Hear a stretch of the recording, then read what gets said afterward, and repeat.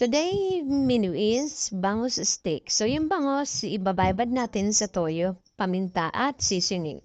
So mag-additional din tayo din ng calamansi, juice, and imamarinate natin siya. Halo-haloin natin siya hanggang sa last ay maput ng mga toyo. And after natin siya mababad, igisa na natin yung sibuyas na hiniwa nating pabilog. Halo-haloin lang natin siya hanggang sa maging translucent. Isunod natin yung bawang. Halu-haluin din natin hanggang sa lumabas yung amoy ng bawang. And next, isusunod na natin yung namarinate na bangus. Isa-isay natin. Ayusin natin yung pagkaka-layer sa kawali para hindi madurog yung ating isda.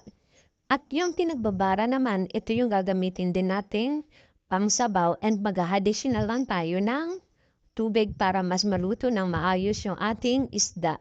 So yan lamang, hahantay natin kumulo hanggang sa maging maluto. And that's it. Finish na ang ating ulam. Thank you.